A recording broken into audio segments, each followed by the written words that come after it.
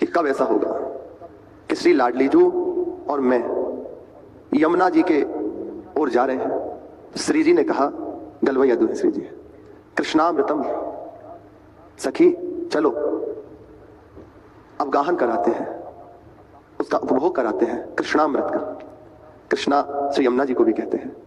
उस अमृत का उपभोग कराते हैं, सेवन कराते हैं, उसमें स्नान आदि कराते हैं। चलो, तो सखी है ना, तो परिहास श्री जी से कर रहे हैं कि अभी इतनी जल्दी क्यों, थोड़ा विलंब कीजिए। कृष्णामृतम चल बिगाड़ुमितीरिता हम तावस्सहस्र रजनी सखियावदेती। कह रही है कि चलो, मेरे प्रति कब ऐसा भाव होगा कि स्वयं श्री जी मेरे से कहेंगी चलो कृष्णामृत का अवगाहन कराते हैं, उसका सेवन कराते हैं। जब ऐसा श्री जी मेरे से कहेंगी तब मैं विनोद करूंगी, परिहास करूंगी कि सखी लाडलीजू संध्या तक इंतजार कीजिए, अभी तो विलंब है।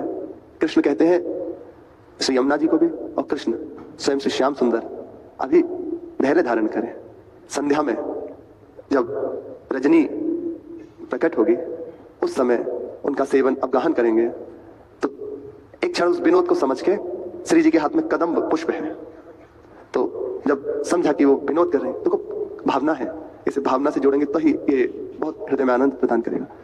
सखी पास में है, श्री जी स्वयं बात कर रहे हैं, कह रहे हैं चलो, तो उनसे हास परिहास रस का हमारी श्री जी है ना, तो सखियों का विनोद श्री जी से ही है। श्री जी सखियों के साथ विनोद करती है, तो सखी विनोद करते हुए कहती है कि संध्या तक इंतजार कीजिए, फिर उनसे मिलन होगा, उनका अवगाहन करेंगे। तो श्री जी मान रूप ऐसे हाथ में कदम वो है पुष्प, और ऐसे उसके ऊपर फेंकते हैं। मानम कदा रसद केली कदम बजातम। आचार्य चल करें, कब ऐसा सौभाग्य होगा कि श्री जी मेरे प्रति ऐसा करेंगी। वे जब इस विनोद को सुन के प्रसन्न होंगी तो सकुच आके और उस कदम पुष्प को मेरी ऊपर ताड़न कहते हैं ऐसे मारा, वे करेंगे। कब ऐसा सौभाग्य प्रदान होगा। उपासक का उपासना, उसका चिंतन इसी तरह बीतता है। अब ये सेवा करेंगे, अब ऐसे उनको रिझाएंगे। जब मैं वहां पहुंच जाऊंगा तो क्या सेवा करूंगा। अगर ऐसा चिंतन बन रहा है, जैसे आज प्रातःकाल के सत्संग में पूर्णता के समय कह रहे थे महाराज जी कि भजन, फिर से वही वचन दोहरा रहे हो, ना हो तो भी कोई बात नहीं। देखो, यदि हम कुछ गलत समझ रहे हैं तो कहीं ना कहीं हमारी ही मति है। उपासक सीधा प्रतिक्रिया नहीं करता, विचार प्रधान होता है। जो मैं सुन रहा हूं इसका रहस्य क्या है, वो उसके निष्कर्ष पे जाता है।